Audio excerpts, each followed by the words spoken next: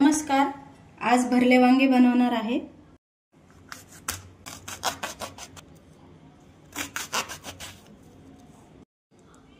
वांगे आतमध्ये खराब असतात तर चेक करूनच घ्यायचे। आता चिंच आणि गूळ भिजत घालू, नंतर आपण ते भाजीत टाकणार आहे। चिंचेचा कोळ तयार करून घेऊ। भाजीसाठी वाटण तयार करून घेऊ। भाजून घेऊ शेंगदाणे।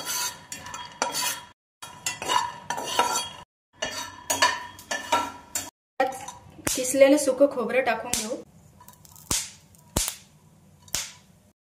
तीळ, खसखस, जिरे, धने, बडीशेप टाकून हे सगळं छान भाजून घेऊ।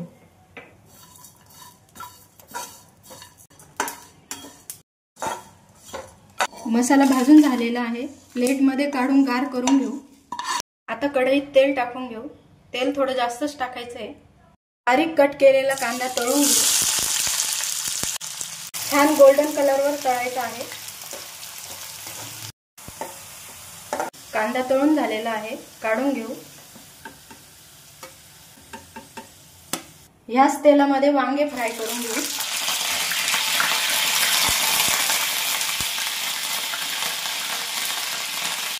टमाटे पण कट करून घेऊ।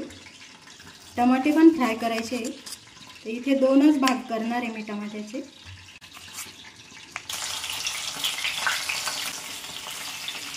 वरतून थोडंसं मीठ टाकू म्हणजे लवकर शिजतील। झाकण ठेवून शिजवून घेऊ।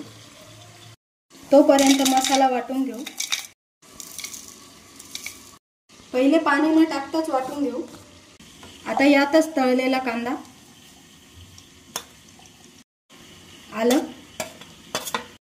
लसूण, 2 हिरव्या मिरच्या, कोथिंबीर आणि पाणी टाकून वाटून घेऊ।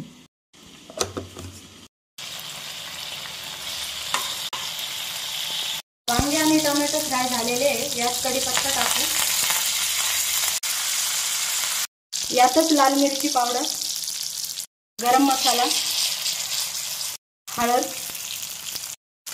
हे सगळं चांगलं मिक्स करून घेऊ।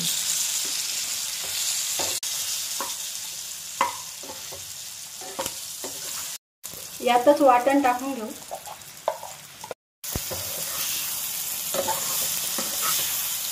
वाटण पण कमी गॅसवर तेल सुटेपर्यंत फ्राय करून घेऊ। झाकण ठेवून 2 मिनिटं फ्राय करून घेऊ।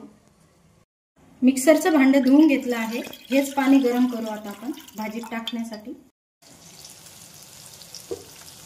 तर मसाल्याला छान तेल सुटलेलं आहे। आता यात गरम पाणी टाकून घेऊ।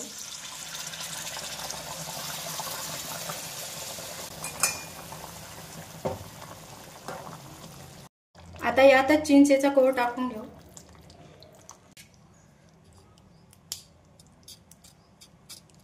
चवीनुसार मीठ, थोडीशी कोथिंबीर, परत एकदा मिक्स करून घेऊ। कमी गॅसवर वांगे शिजवून घेऊ। भाजी शिजून झालेली आहे, आता प्लेटमध्ये काढून घेऊ।